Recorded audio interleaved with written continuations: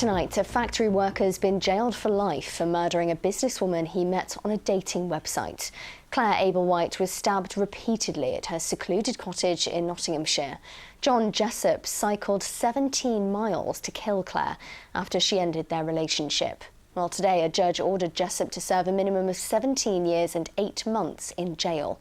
Our social affairs correspondent Jeremy Ball has this report. Claire Ablewhite was starting a new life after her marriage broke down. A mother to 3 sons, she was setting up a boarding kennel and dog walking business. Claire was killed at the cottage she'd just started renting in Colston Bassett, a murder that stunned the quiet village where she'd only lived for 6 weeks. The whole village was mortified. I just couldn't believe it. She's a lovely girl. She had a horse and she was absolutely lovely.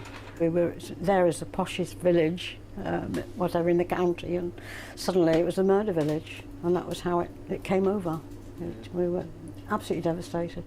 This is the moment Claire's killer was arrested at the factory where he worked in Newark. John Jessop was identified from messages on Claire's badly damaged phone. The breakthrough came when the police found Claire's mobile. Jessop had thrown it into this stream, but detectives retrieved messages showing they'd met on a dating website. John Jessop was 21 years younger than Claire.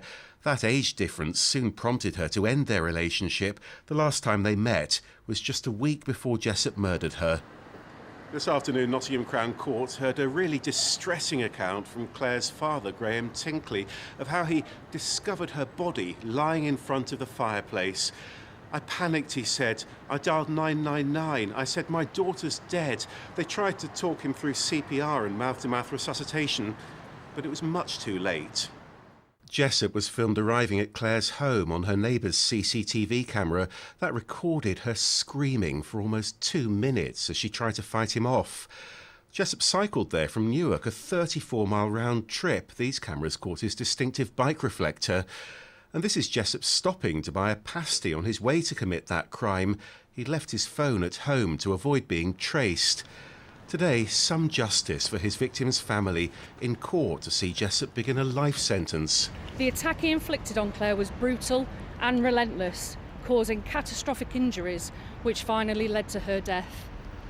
As he set off on that 17-mile cycle ride, we believe he knew exactly the course he wanted to take.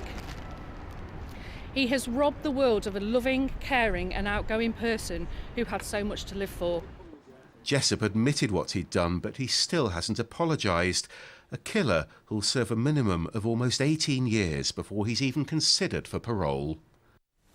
Well, Jeremy Ball is here now. Jeremy, this is just a truly awful crime. And today we've heard from Claire's children, haven't we? We have, yeah. Her 3 sons, we just saw them there outside the court. They all read out very emotional victim personal statements. First of all, her youngest, Ross, who said, "This has been a living nightmare. I still need my mum," Ross said. "I feel lost without her." After that, his brother Sam talked about how Claire was so happy, how she made friends so easily. And Sam told Jessop, "I'll never forgive you." And then finally, Claire's oldest son, Daniel, described being haunted by the way that his mother died. And Daniel said, "I'm standing in front of an evil killer." And it must have also been so harrowing for Claire's father. Yeah, Graham described how he wakes up now having panic attacks. He said, "I see Claire in my dreams. Why, John Jessop?" And he went on to say that he wanted Jessop to be locked up for the rest of his life.